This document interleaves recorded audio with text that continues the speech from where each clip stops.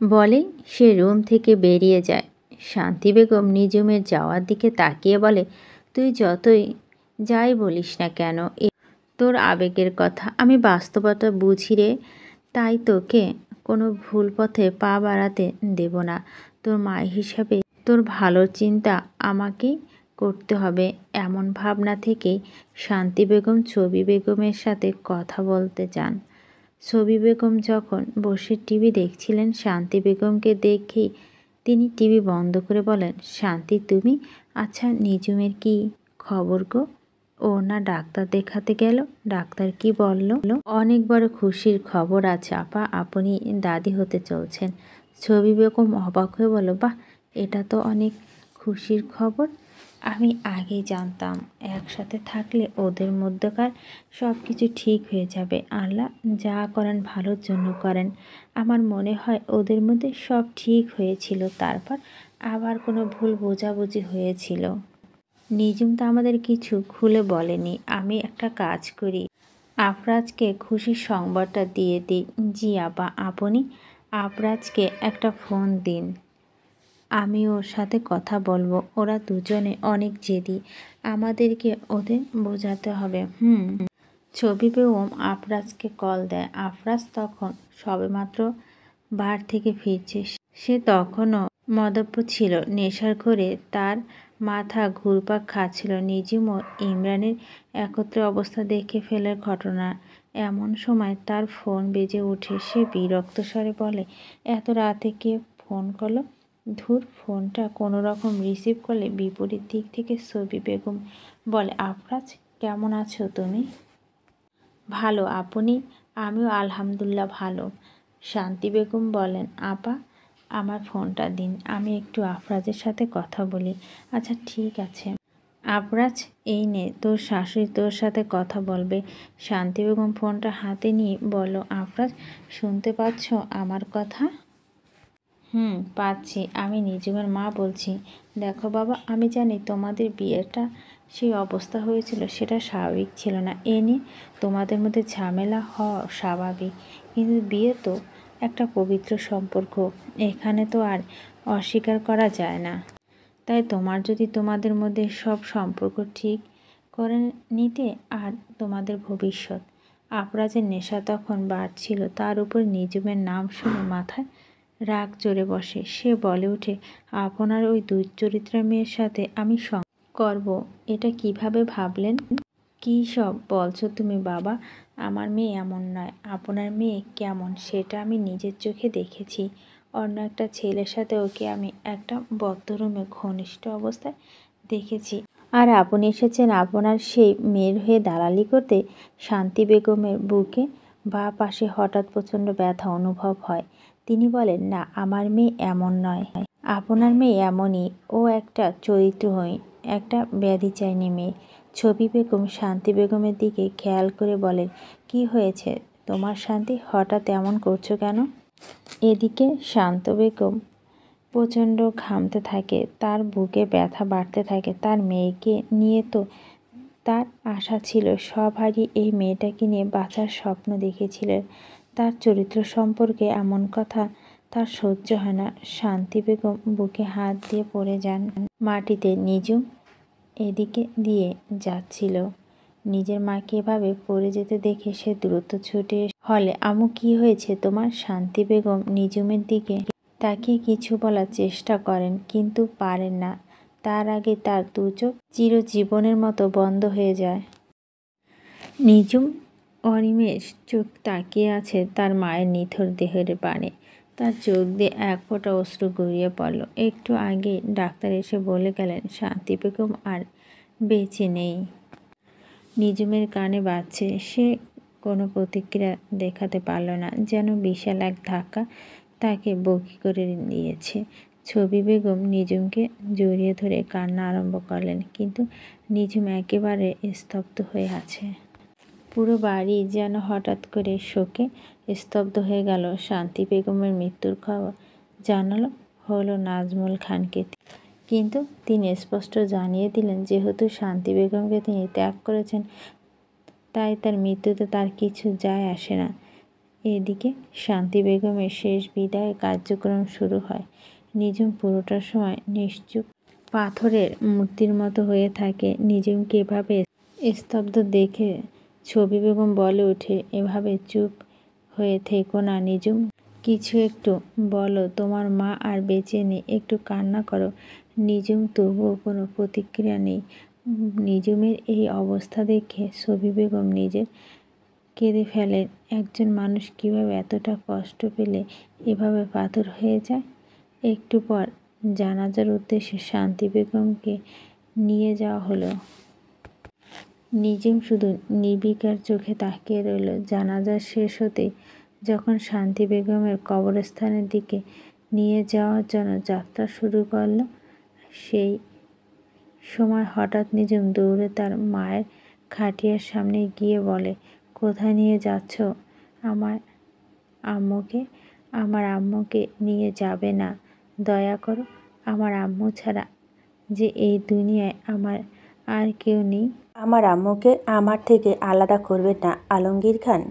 শান্তি বেগমের খাটিয়া বহন করছিলেন তিনি নিজুমের উদ্দেশ্য বলেন, এমন পাগলামো করো না নিজুম, তোমার আম্মু মারা গেছে, এই সত্যটা তোমায় মেনে নিতে হবে। কেউ চিরকাল বেঁচে থাকে না। নিজুম বলেন, না, আমার আম্মু আমাকে ছাড়া যেতে পারে না। ভুল বলছেন আপনারা। আমার আম্মুকে আমার থেকে আলাদা করবেন না, নিয়ে যাবেন না আমার আম্মুকে।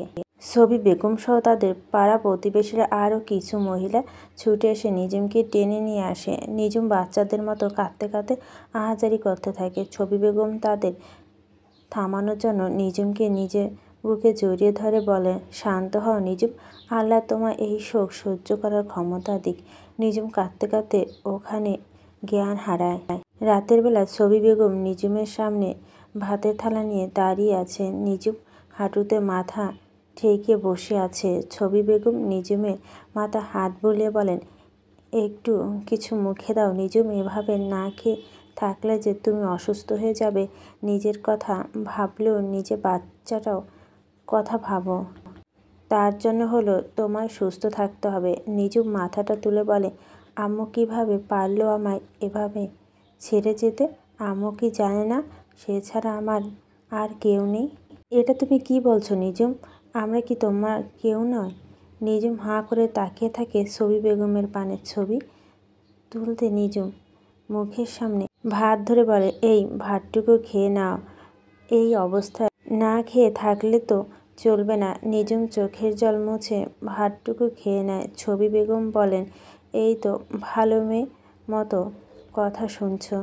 এমন সময় আবির হুইল চেয়ারে করে এগিয়ে এসে বলে, আম্মু, আফরাজ ভাই কল করছিল। আমি আফরাজ ভাইকে কাকির মৃত্যুর ব্যাপারে বললাম। সব শুনে ভাইয়া ভীষণ অস্থির লাগছিল। ভাইয়া বলল নিজুম আপিকে সামলানোর জন্য সে সিলেটে আসছে শিগগিরই। নিজুম এটা শুনে খেপে গেলে বলে, কেন আসবেন উনি এখানে? আমার মাকে মেরে ফেলেও কি ওনার শান্তি হয়নি? এখন কি আমাকেও মারতে চান? ছবি বেগম বললেন, তুমি এভাবে বলছো কেন নিজুম? আফরাজ তো আর ইচ্ছে করে কিছু করেনি। ওনার জন্য আমার মা মারা গেছেন। আমি ওনাকে কখনোই ক্ষমা করব না। দেখো, আমি বুঝতে পারছি তোমার অবস্থাটা, কিন্তু চাচি, আমি একটা অনুরোধ করব, রাখবেন? বলো। আপনারা দয়া করে মিস্টার আফরাজকে জানিয়ে দিন যে মায়ের মৃত্যুর পর আমি সিলেট শহর ত্যাগ করে কোথাও চলে গেছি। কোথায় গেছি সেটা বলে যায়নি এবং আমার খোঁজ না করতে বলেছি। আর আমি যে প্রেগনেন্ট এটাও যেন উনি না জানেন। এটা তুমি কি বলছো? দয়া করে আমার এই কথাটা রাখুন, না হলে আমি সত্যি সত্যি চলে যাব। নিজুম উঠে বসে বলে, আমার মায়ের খুনির ছায়া আমি আমার বাচ্চার জীবনে পড়তে দিতে চাই না। এখন আপনারা ভেবে দেখুন আপনারা কি করবেন। আবির তার মায়ের উদ্দেশ্যে বলে, নিজুম আপুর কথা মেনে নাও আম্মু।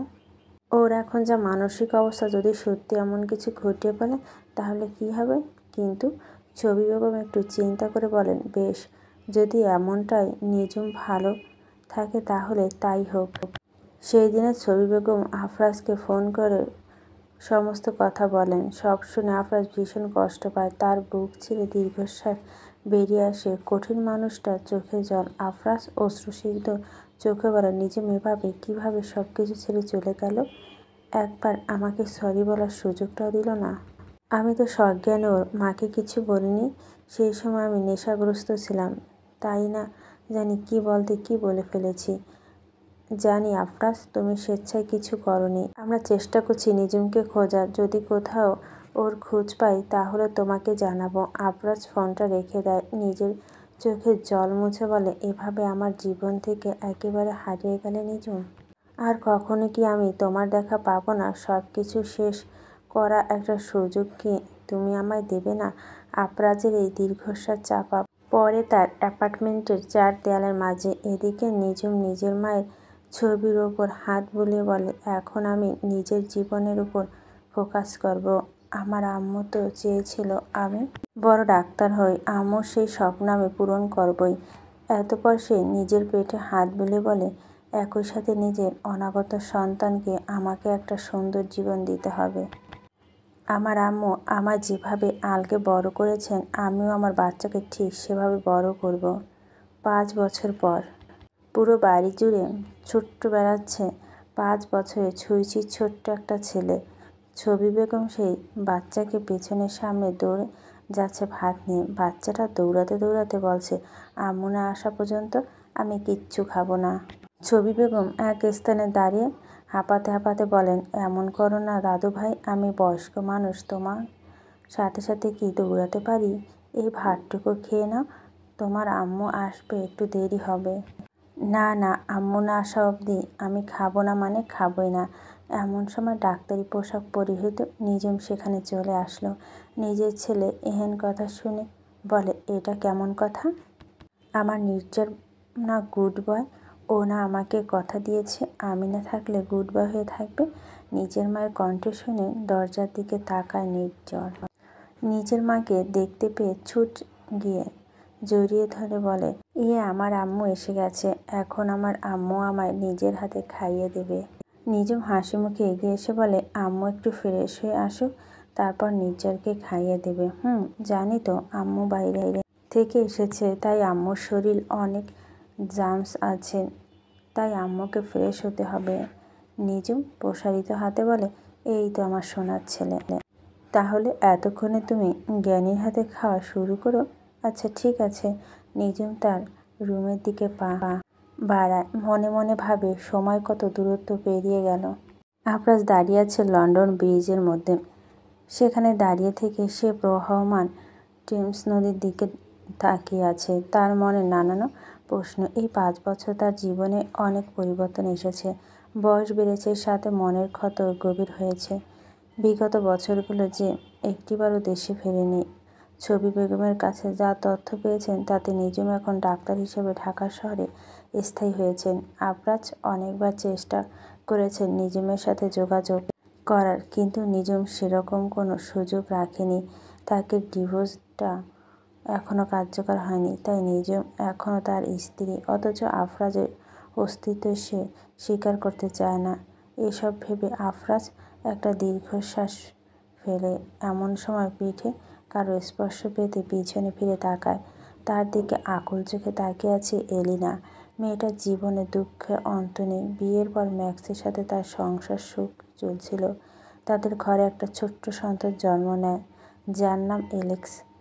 কিন্তু কত সুখ বোধহয় তাদের ভাগ্য সহ্য হয়নি। আজ থেকে 2 বছর আগে একটা বিমান দুর্ঘটনায় ম্যাক্সের মৃত্যু ঘটে। তারপর এলিনা তার ছেলে এলেক্সকে নিয়ে একদম একা হয়ে পড়ে। এখন এলিনা আর আফরাজ দুজনে তাদের সুখ দুঃখের সঙ্গী। এলিনা আফরাজকে বিষণ্ণ দেখে জিজ্ঞেস করে, আবারও নিজুমের কথা ভেবে কষ্ট পাচ্ছ? কষ্ট না, বড্ড অনুশোচনা হচ্ছে আমার। আজও আমার নিজেকে নিজুমের মায়ের মৃত্যুর জন্য দায়ী মনে হয়, জানো। আমি একটা রাতও ঠিকভাবে ঘুমাতে পারি না। যেই দিন আমি জেনেছিলাম যে নিজুম কাউকে কিছু না বলে হারিয়ে গেছে, সেই দিন থেকে আমার এই অবস্থা। এতপর আমি সিদ্ধান্ত নিলাম নিজের বাংলাদেশে গিয়ে নিজুমকে খুঁজব। এমন সময় আমার সৎ মা আমায় জানালেন নিজুমের খোঁজ পাওয়া গেছে এবং ও এখন স্বাভাবিক আছে। আমি ওর সাথে কথা বলার সুযোগ চাই, কিন্তু ও নাকি বলেছে আমার সাথে কোনো কথাই বলতে চায় না।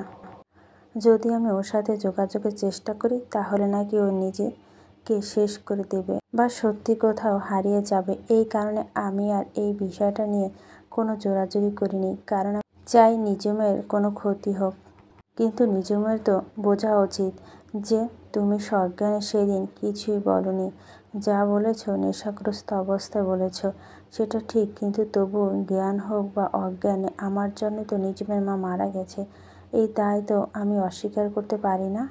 তাহলে এখন কি করবে ভাবছো? আমি ভাবছি খুব শীঘ্রই দেশে ফিরবো। এতদিন ধরে আমি নিজেকে এটার জন্য প্রস্তুত করছিলাম। দেশে ফিরে এবার আমি নিজুমের সাথে দেখা করব, নিজে বসে ওর সাথে কথা বলবো। আমাদের এই সম্পর্কটা যদি মেনে নিতে না পারে তাহলে ওকে ডিভোর্স দিয়ে মুক্তি দিয়ে আসবো, যাতে অন্তত ও নতুনভাবে জীবনটা শুরু করতে পারে।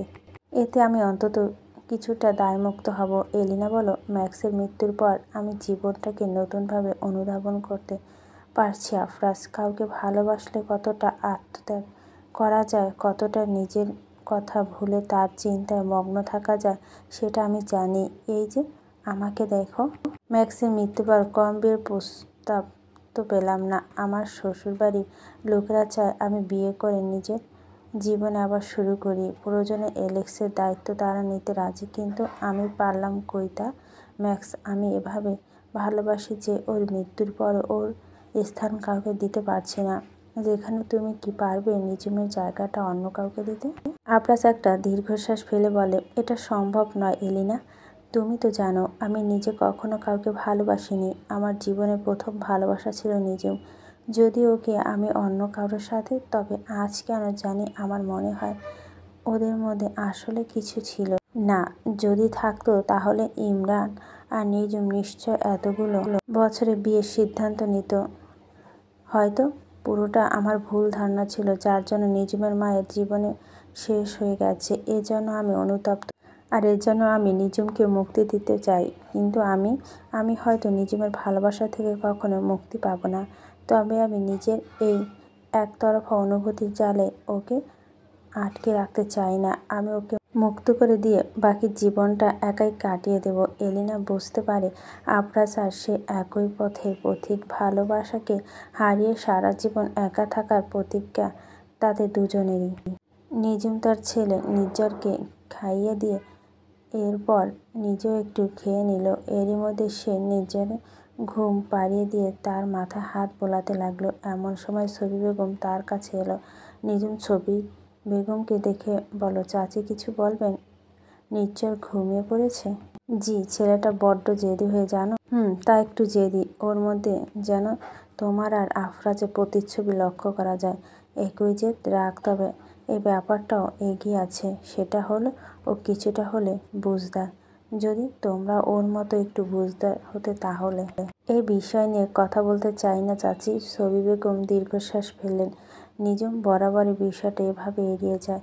এর মধ্যে হঠাৎ সেখানে চলে আসে মেডিকেল পড়ুয়া আনিকা, যে নিজুমের মেডিকেল কলেজে একমাত্র ঘনিষ্ঠ বন্ধু। যদিও তার থেকে 2 ব্যাচ ছোট, পরিচয়টা হয়েছে আনিকা একটা অ্যাসাইনমেন্টে নিজুমের সাহায্য নেওয়ার মাধ্যমে। প্রথমে সিনিয়র জুনিয়র সম্পর্ক থাকলেও একসময় তার বন্ধুত্ব রূপ নেয়। তবে তার আরও একটা পরিচয় আছে, সে আবিরের প্রেমিকা এবং হবু স্ত্রী। কিছুদিনের মধ্যে তাদের বিয়ে। আনিকার সাথে আবিরের পরিচয় মূলত নিজুমের মাধ্যমে। চলাফেরা করতে অক্ষম আবিরের সাথে দেখা করতে তার প্রতি কিছুটা করুণা তৈরি হয়েছিল আনিকার মনে। সে করুণভাবে যে কখন ভালোবাসার রূপ নেয় সেটা সে নিজেও জানে না। একসময় তার দুজনে একে অপরের গভীর প্রেমে পড়ে। তাদের ভালোবাসার পথটা মসৃণ ছিল না। আবিরের এই অক্ষমতার জন্য আনিকা পরিবার তাদের এই সম্পর্কটা শুরুতে একদম মেনে নেয়নি, কিন্তু আনিকা নিজের জেদে অটল থেকে তাদের রাজি করিয়েছেন, যার ফলস্বরূপ এখন তাদের ভালোবাসা পূর্ণতা পাবার পথে। আনিকা এসে সবার উদ্দেশ্যে বলল, কেমন আছো তোমরা সবাই? আনিকাকে দেখে নিজুম খুশি হয়ে বলল, তুমি এখন এলে? এই তো এখন। আচ্ছা, আমরা নির্ঝর বাবু কোথায়? ঘুমিয়ে পড়েছে নাকি? হ্যাঁ, একটু আগে ঘুমালো। ওর জন্য এই চকলেটগুলো এনেছি, রেখে দাও তো। এমন সময় কেউ পিছন থেকে বলে উঠল, তোমায় না কতবার বারণ করেছি নির্জরের জন্য এমন আনহেলদি খাবার আনবে না, ক্যাভিটি হবে তো। আনিকা পিছনে ফিরে তাকে দেখে হুইল চেয়ারে করে এগিয়ে আসছে আবির। তাকে দেখেই সে মুখ বাঁকিয়ে বলে, আসছে আমার মিস্টার খাবুশ। আমি একজন মেডিকেল স্টুডেন্ট, বুঝলেন? আমার তো তোমার জ্ঞান দিতে হবে না। তুমি মেডিকেল স্টুডেন্ট হতে পারো, তবে আমাদের বাড়ি একজন ডাক্তার আছে, তাই আমার এই বিষয়ে জ্ঞান আছে। এই নিয়ে তাদের দুজনের মাঝে ছোটোখাটো একটা তর্ক লেগে যায় এবং ছবি বেগম এবং নিজম এইসব দেখে হেসে ফেলে। ছবি বেগম বলেন, যাক, আমার ছেলেটাকে সামলানোর জন্য কেউ তো এলো।